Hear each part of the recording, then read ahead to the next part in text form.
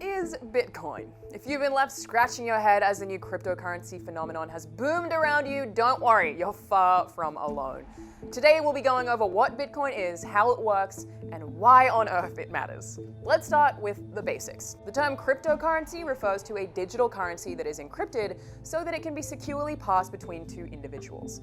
Each unit of cryptocurrency has a unique code given to it as it's created, and while it just looks like a long string of numbers, it's the name of each fraction of virtual coin, and there's always going to be a finite number of units of cryptocurrency available. Every person who wants a particular cryptocurrency is also given a unique encrypted code themselves. This is called their wallet, and it acts as their address in the cryptocurrency world. It's essentially a location where things can be sent to and sent from. Of course, all of this is digital rather than physical, and if you want to buy some crypto, then someone else has to be willing to sell it. As a result, the value of any given cryptocurrency changes continuously, based on the perceived value of those invested in it, and that's how it functions like a stock. So why the hell is there any perceived value to this thing anyway? Well, Bitcoin was created by an individual or group, nobody is actually sure, going by the moniker Satoshi Nakamoto, and it was first released in 2009. It came in to answer the question, how can we take control of money off of the banks? Basically, for Bitcoin, there's no centralized bank. Instead, the information about transactions are simultaneously stored on thousands of network computers and therefore controlled by the community using something called blockchain.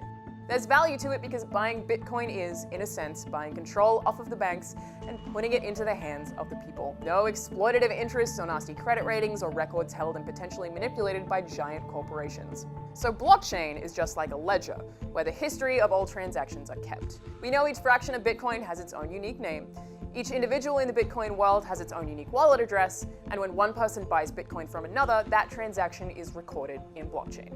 It effectively reads, the Bitcoin with this name was in the wallet with this address, but it is now in the wallet with this other address. And anyone can have access to blockchain. It can be on your neighbor's computer. It can be on your computer. The entire history of every transaction that has ever happened, everywhere. Bitcoin basically exists in a network of peer-to-peer connected computers owned and run by the community itself. If you connect your computer to this network, which is as simple as downloading some software from the Bitcoin website and letting it run, you will then be referred to as a node. The combined computer power of these nodes not only power the transactions that occur in a cryptocurrency, but they also store the blockchain, which, yes, is very secure. You can't just change the blockchain so it looks like every transaction leads to your own wallet. Whenever someone puts up their Bitcoin for sale and another person buys it, that transaction must be confirmed. And to do this, the network examines the blockchain sitting on random nodes in the network to ensure the purity of that transaction. If it determines that it's all okay, as in the coin's unique name has not been used in another transaction at the same time, then the trade goes through. As a result, if you want to alter the blockchain for your own reward, you'd have to alter it in the same way at the same time on more than 50% of nodes in the network. It ain't gonna happen.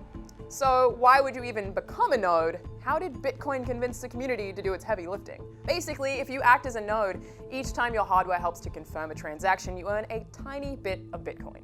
This is called mining, and miners then take the Bitcoin and can sell it into the market. So those are the basics. The last question to answer, if you want to buy Bitcoin, how do you do it?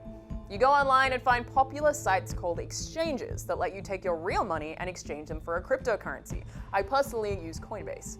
You sign up, go through the verification process, and then you're given your wallet code. Then you use your bank account or credit card to put real money into your wallet and use that to buy Bitcoin. Hey, maybe that night someone tweets about how much Bitcoin they just bought and it goes viral. Demand goes up and with it, the price. You can then sell the Bitcoin you bought for more than you bought it for, profiting and going on your merry way with that real money back in your hands. Simple. If you want to see more videos like this one, please let us know. For now, be sure to check out our video on whether AAA games actually need microtransactions.